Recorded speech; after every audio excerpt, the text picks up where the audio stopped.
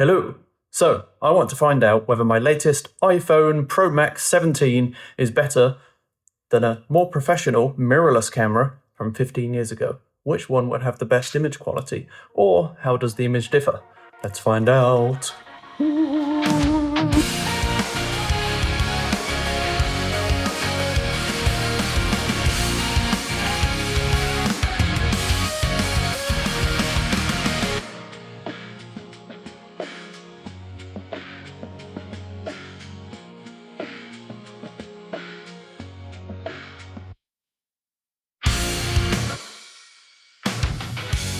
Okay, so I'm filming on the GH1 here on a 12mm lens, giving 24mm, oh, that's cool, equivalent. And here I'm on the standard wide lens on an iPhone 17 Pro Max, which is giving a similar sort of focal length.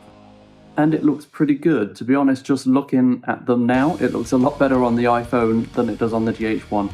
That looks very pale and bland, but potentially more cinematic. We'll find out.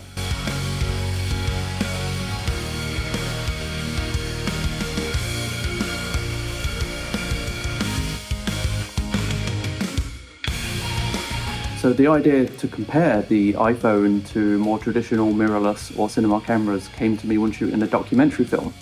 And we needed some shots moving between one location and another in London, getting on the underground, on some buses, walking along some streets. And I thought, to play safe, I'll film those on my phone.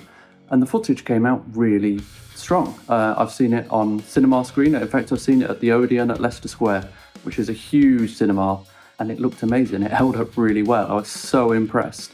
And I'd never really considered using the phone for anything serious before that. And I've been obsessed with it a little bit since then. So now I want to compare it to other mirrorless and professional cinema cameras and see how it holds up and maybe how far I could push its use. And I know Danny Boyle used the iPhone on the 28 years later. And obviously it looked very cool, but it had a massive production budget behind it, which I don't have here sitting in this place. Stabilization test. GH1, no stabilization. Wobbly wobbly.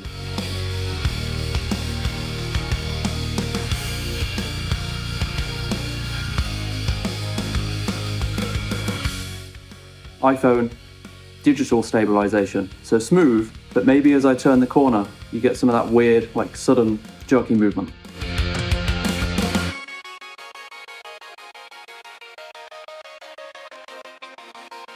Low light test. How do they compare in moderately low light with the GH1 at ISO 800, which is about as far as you can realistically push it?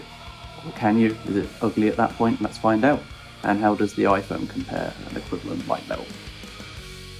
And we test the fake cinema mode on the iPhone versus real bokeh, tone, whatever you want to call it, on the GH1, using the lens at a wide open aperture to keep the shallow depth of field shallow. And how does it look? Is it reasonably convincing most of the time? Yeah, generally it is. Would I use it on an actual shoot with clients? No, probably not. So how does the image hold up now? Do you prefer the nice, beautiful cinematic softness of the Panasonic Lumix GH1 with a DZO cinema lens? Or do you prefer the sharp, rich colours of an iPhone? I genuinely don't know. Like, in all honesty, looking at it right now, the iPhone looks great on the iPhone. I couldn't position the phone, so it's like this right now, because I've got it balanced on some DVDs. So I need to do that in post. But it's looking good. So why did I choose the GH1 to compare it to when I have, obviously, access to other more modern cameras?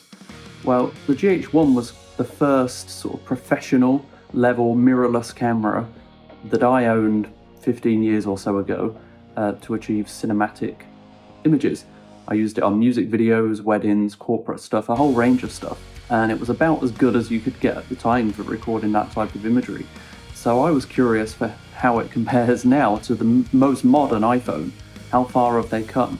If you were getting into filmmaking or content creation now, would you be better off looking at like an old GH1, an old, more professional camera, even though it's only 1080p, even though it doesn't have high frame rates? Does it still have something more attractive about the image?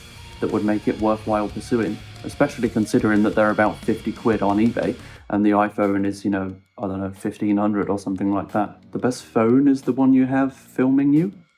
No, there's a saying here. The best camera is the one you have on you. That's it. The iPhone is easily better in low light. In fact, I had to turn the lights up here to get reasonable exposure for the GH1. The iPhone was filming effortlessly in the dim lighting that the shop had initially. Whereas then when I went to get the equivalent shot on the GH1, I had to turn the lights up because I realized it was really struggling. You can't really go above ISO 400, and I wanted to keep it more at like ISO 100 to 200 to keep a nice clean image. So I actually had to add more light to be able to film on the GH1. So hopefully you can hear my voice quite well. I haven't mic'd myself up, and I'm sitting about a meter or so away from both cameras. I'm hoping to test the microphone in each one, just the built-in microphone. So this is the built-in microphone on the iPhone. This is what it sounds like. The room does have a little bit of an echo to it, so maybe it was a terrible idea to sit this far away or not to mic myself up, but I've committed now, so there we go. And this is the microphone on the GH1. Hopefully it's recording functional, decent sound. You can hear what I'm saying to go along with the lovely, beautiful cinematic image. Maybe. Can you see this? Does anyone recognize what that is? Oh no, I framed it on the iPhone and the GH1's missing it. So what else do I need to talk about? Well, they give a very different type of image. For me, having used both, although I'm still yet to see the results of this comparison, I would use the GH1 probably when I want a soft cinematic image. If I'm doing like a music video that's... Well, sometimes you want a really sharp, tight image for a music video. Sometimes you want something floaty and soft and cinematic and like dreamlike.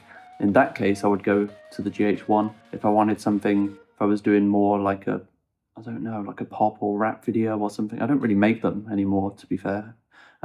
Something more modern with a crispy, fast-paced edit dynamic, then the iPhone could suit that really well. Anyway, what am I saying?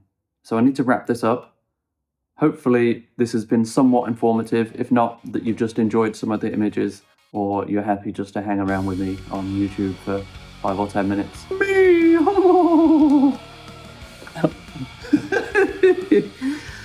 Oh my god. You can go to 4K, obviously. We're using 4K now to compare to the 1080p in the GH1. We haven't hobbled the iPhone. Hobbled? We haven't hindered the iPhone's performance. We're using its 4K mode. We're letting it do the best it can as we are for this old girl up here. I'm gonna go and play video.